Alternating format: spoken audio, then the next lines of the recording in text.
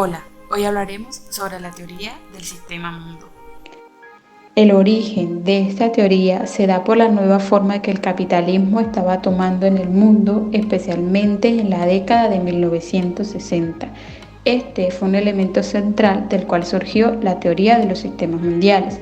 Al comienzo de la década de los 60, los países del tercer mundo desarrollaron nuevas condiciones sobre las cuales intentaron elevar sus estándares de vida y mejorar sus condiciones sociales.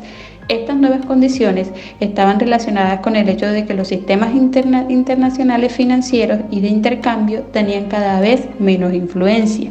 Básicamente, estas nuevas circunstancias económicas internacionales hicieron posible que un nuevo grupo de investigadores radicales, bajo el liderazgo del sociólogo Immanuel Welsen, llegaran a la conclusión de que había nuevas actividades en la economía capitalista mundial que no podían ser explicados dentro de los confines de la teoría de la dependencia.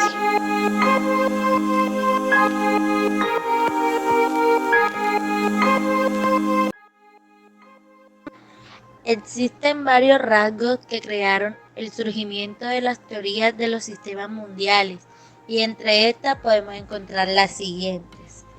Primero, Asia Oriental, Japón, Taiwán, Corea del Sur, Hong Kong y Singapur continuaron experimentando una alta tasa de crecimiento económico. Se hizo cada vez más difícil de caracterizar este milagro económico como un imperialismo manufacturero. Segundo, hubo una crisis muy difundida dentro de los estados socialistas que incluyó la división chino-soviética, el fracaso de la revolución cultural, estancamiento económico de los estados socialistas, la apertura gradual de los estados socialistas a las inversiones capitalistas. Esta crisis fue un signo que marcaría un proceso de caída de muchos puntos de la agenda del marxismo revolucionario. Tercero, hubo una crisis en el capitalismo estadounidense que incluyó la guerra de Vietnam, el abandono del patrón oro-dólar, la crisis Watergate, las subidas de precios del petróleo en 1973 y en 1979, la combinación de estancamiento e inflación al final de la década de 1970, así como el surgimiento del sentimiento de proteccionismo, el déficit fiscal sin precedentes y el ensanchamiento de la brecha comercial en la década de 1980. Todo ello constituían señales de deterioro de la hegemonía americana en la economía mundial capitalista. Estos elementos crearon las condiciones para la teoría del surgimiento de las teorías de los sistemas mundiales.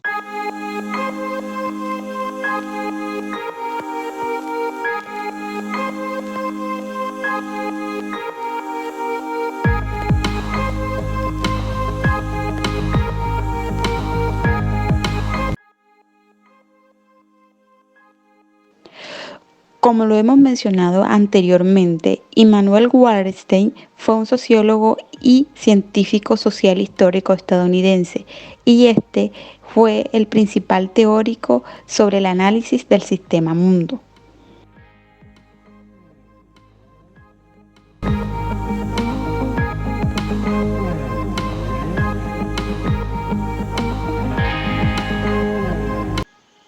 Este traslada las teorías de Karl Marx sobre la explotación capitalista al escenario global.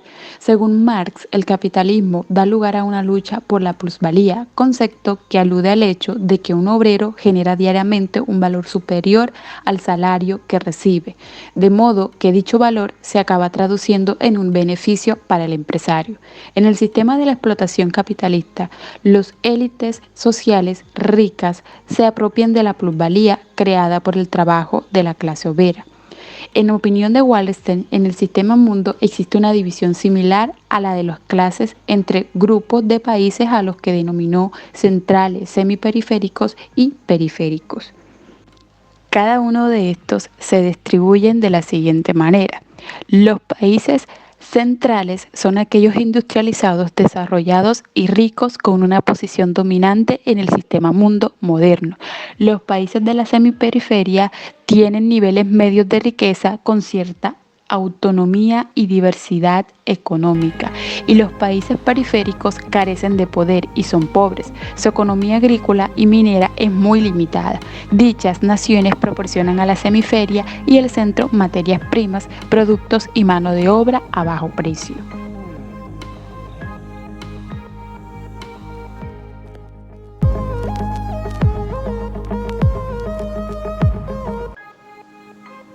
Desde el inicio del capitalismo se ha notado un reparto desigual de la riqueza mundial. En un principio, los sociólogos analizaron las desigualdades a escala mundial, clasificando los países de acuerdo con su nivel de industrialización, urbanización y actividad capitalista. En el primer mundo podemos encontrar los países occidentales desarrollados, en el segundo mundo aquellos países industrializados y comunistas, y en el tercer mundo los países colonizados. Para salir de la pobreza, por tanto, los países más pobres únicamente tenían que adoptar el modelo económico de las sociedades desarrolladas.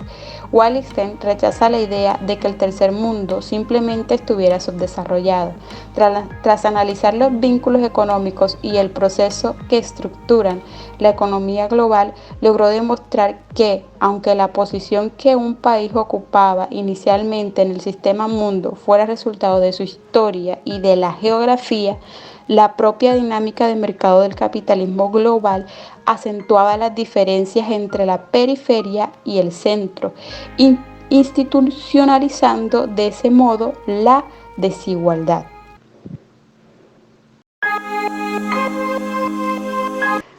Por lo tanto, se puede concluir que las posiciones e intercambios entre los países se basan en la explotación de sus recursos, aunque esto no se puede manifestar de manera abierta y explícitamente, por lo que se deben demostrar las condiciones para el pasaje de un país periférico a uno central. Este trabajo fue realizado por Alejandra Palmera Páez, Dana Sofía Betancourt, Maylin Pérez Fajardo, Jennifer Sayek Contreras, Jordana Madrigal Gómez y mi persona, Dayana Ortiz Gómez. Muchas gracias.